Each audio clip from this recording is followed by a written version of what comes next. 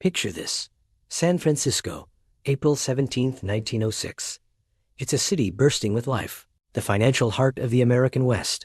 The streets are a beautiful chaos of clanging cable cars, horse-drawn carriages, and people from every corner of the globe, all chasing a dream. The air is crisp, a mix of sea salt and roasting coffee. After the rough and tumble of the gold rush, the city has polished itself into a jewel of Victorian architecture, with grand buildings and soaring turrets. There's a feeling of invincibility in the air, a belief that humanity has finally tamed the wild frontier.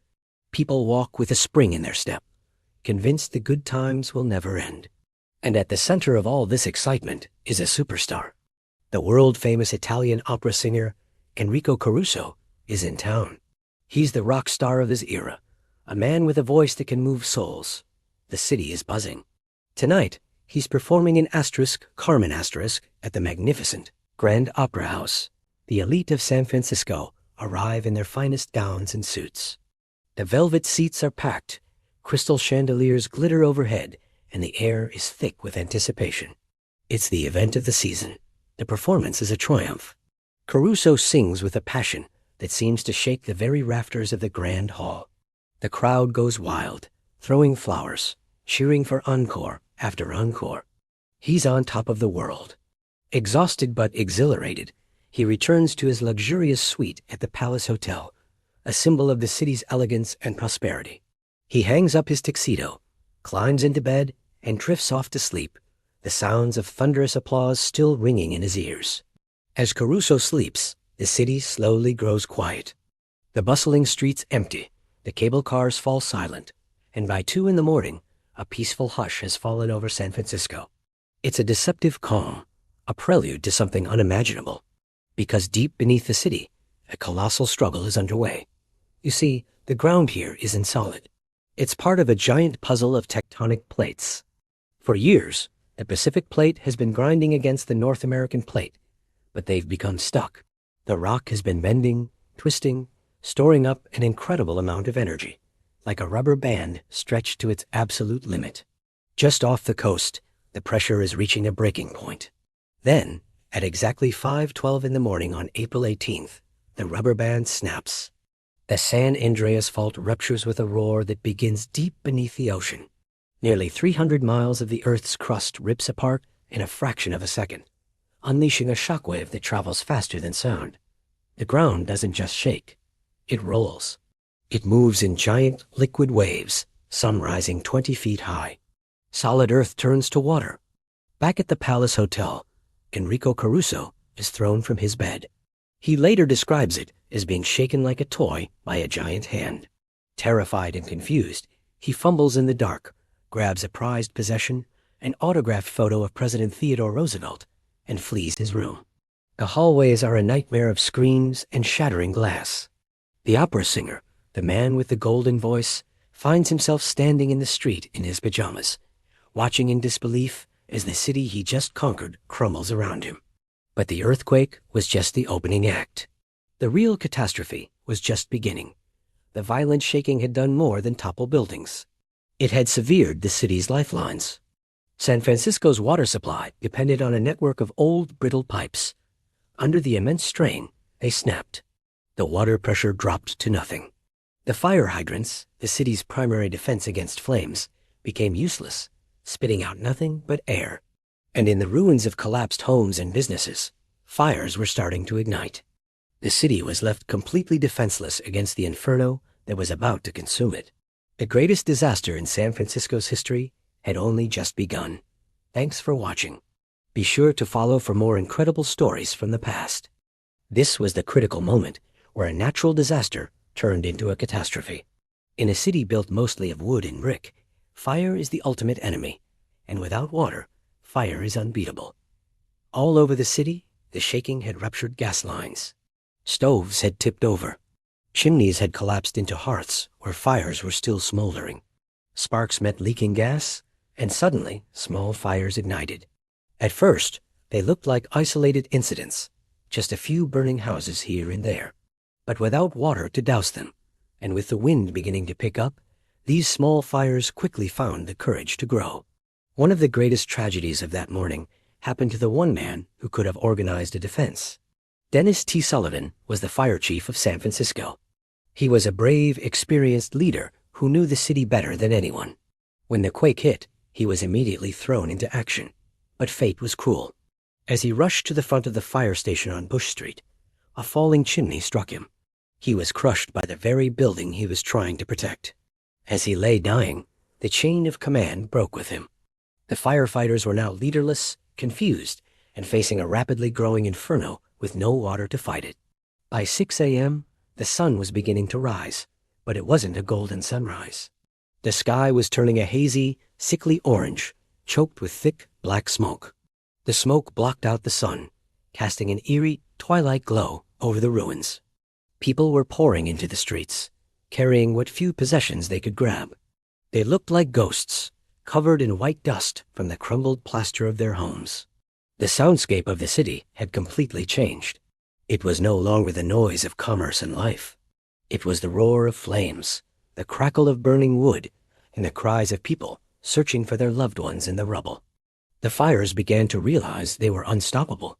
They weren't separate blazes anymore. They were holding hands. A massive fire broke out in the downtown district, hungrily eating its way through the wholesale produce markets. The wooden crates of fruit and vegetables acted like kindling, fueling the flames even higher. Another fire started south of Market Street, raging through the densely packed working-class neighborhoods. The heat generated was so intense that it melted iron columns and shattered windows blocks away before the fire even reached them. Imagine standing there on that morning. You are holding your child's hand, watching your home burn. You see a firefighter in a horse-drawn wagon racing to a hydrant, connecting the hose, and then nothing. Just a pathetic sputter of air. The look of defeat on that firefighter's face told you everything. You realized that the city was on its own. The panic began to set in. It wasn't just about losing a house anymore. It was about survival. Where would you go? How would you eat? The city was cut off.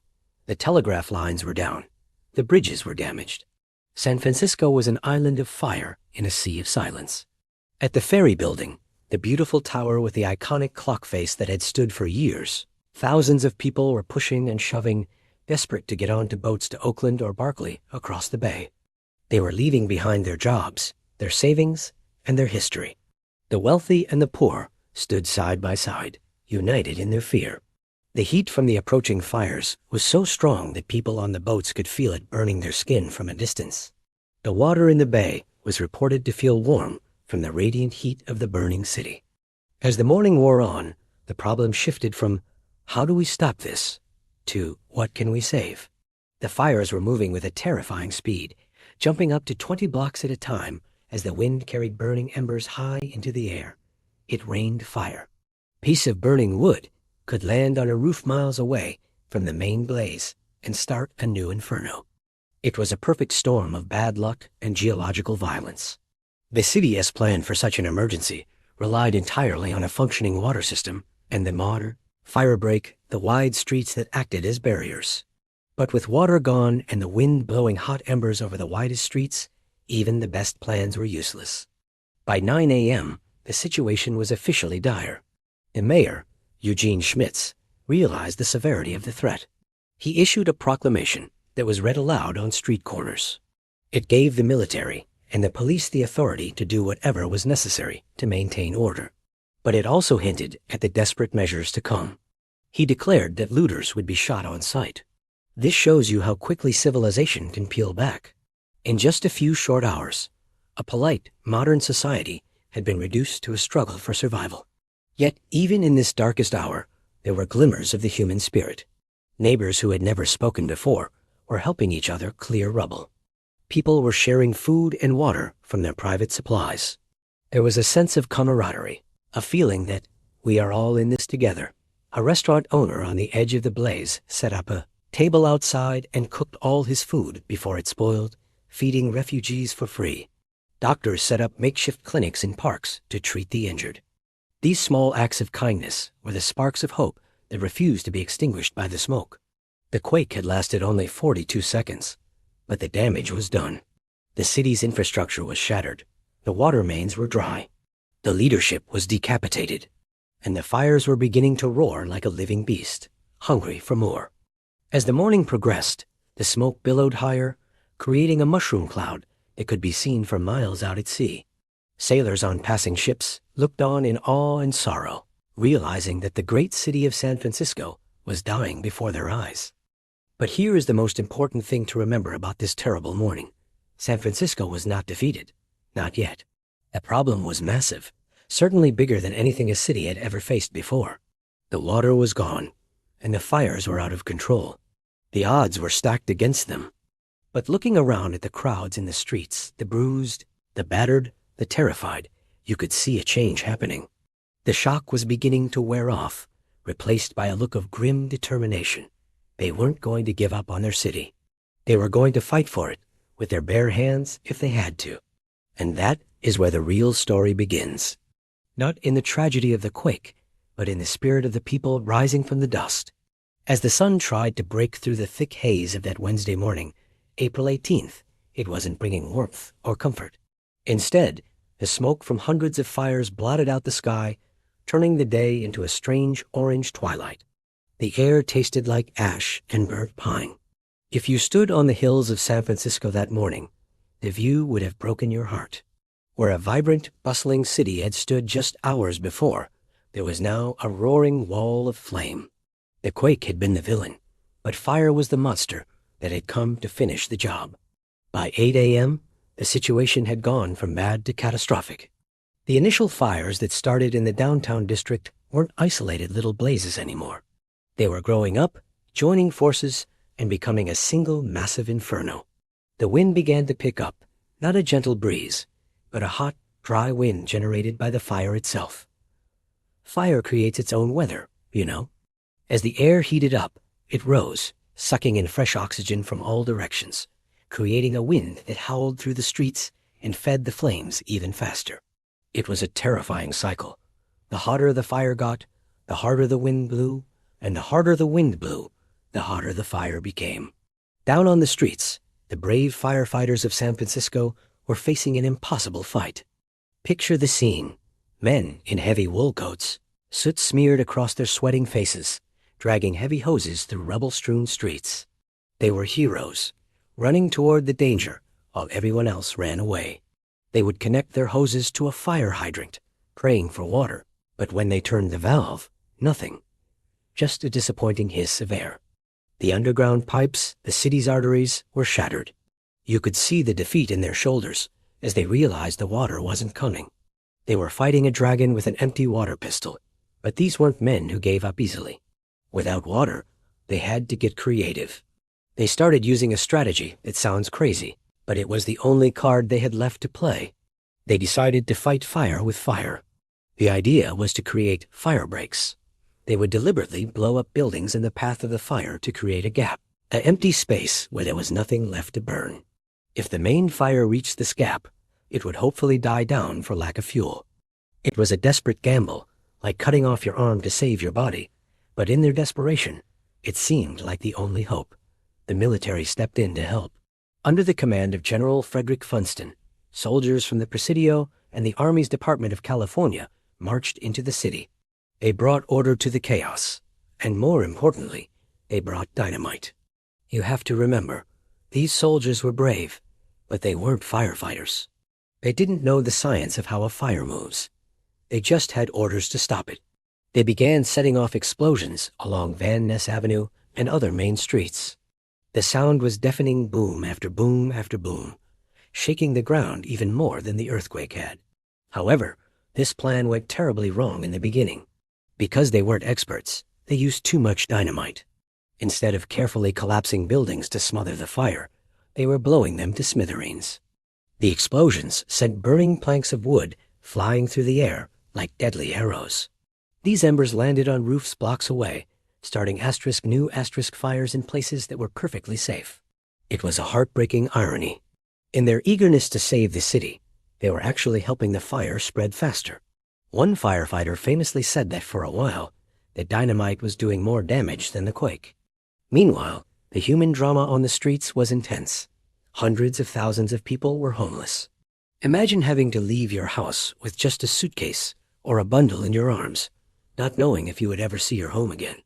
People were dragging trunks filled with clothes, some carrying family photo albums, others leading confused pets on leashes. The wealthy and the poor were suddenly equals.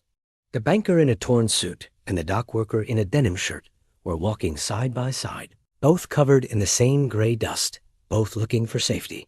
Enrico Caruso, our opera singer from Part 1, was caught right in the middle of this. He had escaped the Palace Hotel, but he wasn't safe yet. He was stuck in the chaos of the street, clutching that autographed photo of Teddy Roosevelt. He looked around and saw panic. People were screaming, horses were bolting, and the heat was becoming unbearable. He managed to make his way down to the waterfront. The ferry building was still standing, but it was surrounded by a sea of frightened people pushing to get on the boats. It was a miracle. He made it across the bay to Oakland, but he would remember that morning as the most terrifying experience of his life.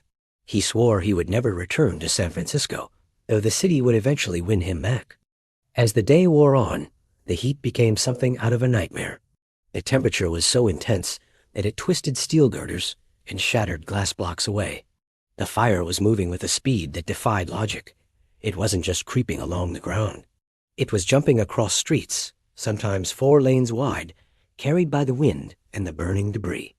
There are stories of people trying to save their pianos or heavy furniture, only to have to drop them in the street because the fire was moving too fast. The sound was a constant roar, like a freight train parked right next to your ear, mixed with the crackle of wood and the distant boom of the dynamite. And yet, amidst this struggle, the spirit of the people was shining through. You might expect panic to turn into anger or violence, and while there were moments of fear, there was mostly a sense of community. Strangers were helping strangers. If someone fell down while carrying a heavy load, 2 other people would stop to help them up. People were sharing food and water. There were reports of neighborhood markets opening their doors and letting people take whatever they needed to survive. The looting that the mayor was so worried about was actually quite rare compared to the acts of kindness. It was a testament to the character of San Francisco. By late afternoon, the sun was setting, but you couldn't tell. The glow from the fires was brighter than the moon. The smoke had turned into a massive dark mushroom cloud that rose high into the stratosphere. People could see this cloud from ships 50 miles out at sea.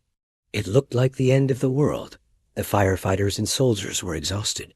They had been working for 12 hours straight, with no water, no food, and very little rest. Their hands were blistered, their lungs were full of smoke, and their eyes were red and stinging. But they didn't stop. They kept loading the dynamite, kept trying to clear the path, kept fighting the beast. The military presence was a source of comfort for many. Seeing the soldiers in their crisp uniforms, standing guard on street corners, gave people a sense of order. The shoot-to-kill order regarding looters was harsh.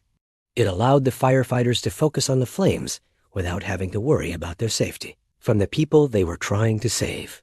The soldiers also helped with the grim task of evacuating the injured.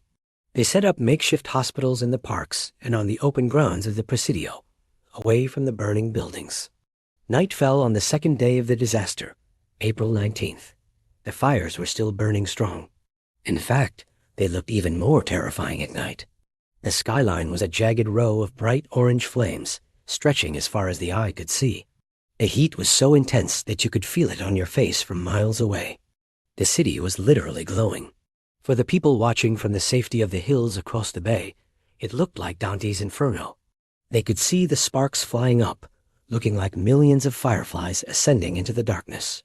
It was beautiful in a terrible, tragic way. The struggle was reaching a critical point. The fire was burning its way toward the Van Ness Avenue neighborhood. This was the line in the sand. Van Ness was a very wide street, lined with grand mansions and big apartment buildings. If the fire crossed Van Ness, it would march into the Richmond and Sunset districts, and there would be nothing left to stop it until it reached the ocean on the other side of the city. This was the moment everyone feared. If this line broke, San Francisco would be gone forever. The firefighters and soldiers knew how high the stakes were.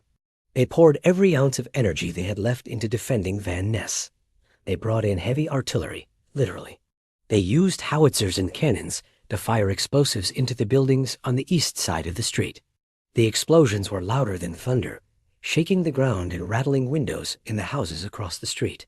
They were creating a massive moat of rubble. It was a scorched earth policy. They were destroying the beautiful homes on one side of the street in the hopes of saving the entire western half of the city. It was a heart-wrenching decision for the homeowners. Imagine watching soldiers blow up your house to save your neighbor's block. But people understood. They stood by, many of them crying, watching their homes being demolished, knowing it was the only way. They accepted the sacrifice. It was a moment of unity and selflessness that defined the city's character. They weren't fighting for their own property anymore. They were fighting for the city's future. The heat was so intense that the paint on the fire trucks was bubbling. The brass buttons on the soldiers' uniforms became scorching hot to the touch. The smoke was thick, making it hard to breathe. Every breath was a struggle, but they held the line. All through the night, the dynamite boomed, the fire roared, and the people waited. They waited for the wind to die down. They waited for the fuel to run out. And they waited for a miracle. By the morning of April 20th, the third day, the exhaustion was absolute. The city was a skeleton of its former self. Blocks and blocks of nothing but ash and rubble. The smell of burning was everywhere, even in the clothes of the refugees who had fled across the bay. The financial loss was staggering, far beyond what anyone could calculate. But the struggle at Van Ness was holding. The firebreak was working. The massive wall of flame, starved of fuel, was finally beginning to weaken. It was sputtering like a candle that had burned down to the last drop of wax. This was the turning point, even though no one knew it for sure yet. The city had thrown everything it had at the fire. The firefighters, the soldiers, the police, and the ordinary citizens had fought a war against nature using the only weapons they had: dynamite, courage, and sheer willpower. They had made mistakes, yes, they had failed many times. But they had learned. They stopped using so much dynamite. They communicated better. They worked together. And slowly, painfully, the tide was turning. The fire was no longer the hunter.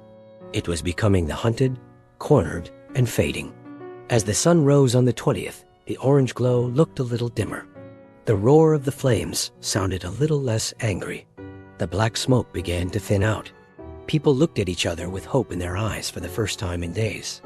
They realized they might actually win this. They realized that the cities wasn't going to die. It was scarred, yes, it was hurt badly. But the heart of San Francisco was still beating, strong and defiant. The struggle was far from over, but the worst was behind them. They had looked the apocalypse in the face, and they had refused to back down. The fire had been burning for nearly 3 days. It had chewed through the heart of the city, turning blocks of bustling homes into a blackened wasteland. Now, in the early morning of April 20th, the monster was facing its final, most desperate hurdle: Van Ness Avenue. This wasn't just another street. It was a massive 125-foot-wide boulevard that acted as a dividing line between the burning downtown and the wealthy, residential western neighborhoods. If the fire jumped this gap, there would be nothing left to stop it from devouring the entire city, all the way to the Pacific Ocean. The situation was critical. The air was so hot, it felt like opening an oven door, singeing eyebrows and making it hard to breathe. The firefighters, police officers, and soldiers were exhausted, running on pure adrenaline and black coffee. They knew they had one shot to save the western half of the city. The plan was bold, dangerous, and required absolute precision. They were going to create a firebreak so wide and so barren that the fire would have nothing left to eat. But there was a problem. To create this gap, they had to blow up the beautiful mansions and apartment buildings that lined the east side of Van Ness. It was a heartbreaking choice. Imagine standing in front of your stunning Victorian home, the place where your children were born, and watching soldiers place crates of dynamite against the walls. But the people of San Francisco understood the stakes. They didn't protest. They packed up their things, wiped the tears from their eyes, and stepped back, willing to sacrifice their homes to save their neighbors. At the same time, a breakthrough arrived from an unexpected direction: the water. Remember how the water mains were broken? There was no water coming from the hydrants. But the United States Navy had arrived in full force. Docked in the bay were the USS Preble Asterisk and the USS Charleston Asterisk. These weren't just warships. They were mobile pumping stations, The sailors ran massive hoses from the ships over the piers and into the streets. They weren't pumping fresh water from a reservoir. They were pumping the raw, cold, salty water of San Francisco Bay. This was the turning point. For the first time in days, firefighters had water pressure. They aimed those high-pressure hoses not at the fire itself, but at the buildings in front of it, soaking the structures to create a wet, cold shield. Combined with the explosions that were clearing the dry wood and brick, they were creating a zone of resistance. The sound was a chaotic symphony, the thunderous boom of dynamite, the roar of the fire, and the hissing scream of the water cannons meeting the flames. By mid-morning on April 20th, the fire reached the kill zone at Van Ness. It was a terrifying sight. A wall of flame, hundreds of feet high, rushed toward the avenue. But when it hit the wet, demolished ground, it sputtered. It ran out of fuel. The fire couldn't jump the gap because there was nothing there to catch. It was like a starving beast finally meeting a wall it couldn't climb. The flames began to shrink, lowering their heads in defeat. The roar faded into a crackle, and then, eventually, into silence. For the men on the front lines, that silence was louder than any explosion. It meant it was over. They dropped their hoses and sat right there on the curb, covered in soot and sweat, too tired to even cheer. They looked at each other, realizing they had done the impossible. They had fought the earth and the fire, and they had won. They had saved the city. The mood shifted from desperate panic to a quiet, solemn relief. They had lost the battle for downtown, but they had saved the future of San Francisco. In the days that followed, the sheer scale of the disaster became clear. The smoke cleared to reveal a city that looked like a war zone. 28,000 buildings were gone. The financial loss was staggering over $500 million in 1906 money, which is billions of dollars today. 250,000 people, more than half the city's population, were homeless. The business district, the theaters, the hotels all reduced to ash and rubble. It was a sight that made grown men cry in the streets. But here is where the true spirit of the story shines through.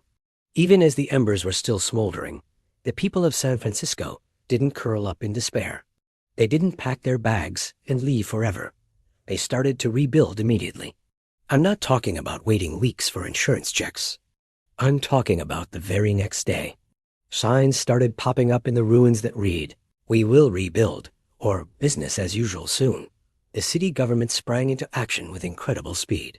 Eugene Schmitz, the mayor, appointed a committee of 50, a group of the most influential citizens, to manage the crisis. They didn't waste time arguing. They made tough decisions. They designated relief camps in the parks. They set up soup kitchens that fed 300,000 people a day. Bread, soup, and coffee were distributed freely. If you were hungry, you ate. If you needed a tent, you got one. There was no red tape, just people helping people. One of the most amazing things to see was the ingenuity of the refugees. With no homes, over 20,000 people moved into Golden Gate Park. It wasn't just a messy campground. It was an organized city. They set up street grids. They built makeshift stoves from bricks. They created schools for the children so they wouldn't fall behind. Neighbors who had never met before became family, sharing what little they had. It was a powerful reminder that a city isn't just buildings. It's the people inside them. The world watched in awe. Relief trains and ships arrived from all over the country, New York, Chicago, Canada, packed with supplies, money, and doctors. The generosity was overwhelming, but San Franciscans are proud people. They didn't want to just take charity. They wanted to get back to work. Banks were set up on the streets, doing business on wooden planks placed over barrels. John D. Spreckles, a wealthy businessman, wired a $100,000 donation to the mayor and famously said, "This is to let you know that we are with you." It gave everyone the confidence to keep going. Now, let's talk about the lesson. This disaster taught the world a lot about how to build a safer city. Before 1906, San Francisco was built mostly of wood, with brick facades that looked nice but crumbled easily. The earthquake engineers looked at the ruins and learned a vital lesson. Flexibility is key. They learned that buildings need to be tied to their foundations and that unreinforced masonry is deadly in a quake. So, when they rebuilt, They didn't just copy the old designs. They changed everything. The new San Francisco was built with steel frames. They used concrete that was reinforced with steel rods to make it bend without breaking. They widened the streets so fire trucks could move easily. And crucially, they built a brand new auxiliary water system, a high-pressure network of cisterns and tanks underground, specifically designed to fight fires, even if the main pipes break. This system is still there today, protecting the city. The recovery speed is almost hard to believe. Within just 3 years, by 1909, most of the destroyed area was rebuilt. But the city really came back into its own in 1915. That year, San Francisco hosted the Panama Pacific International Exposition. It was a world's fair meant to celebrate the opening of the Panama Canal. But for San Francisco, it was a coming-out party. They built a magnificent jewel city on the reclaimed land of the Marina District, filled with domes and towers painted in soft pastels. It was a way of telling the world, look at us. You knocked us down, and we got back up stronger and more beautiful than ever.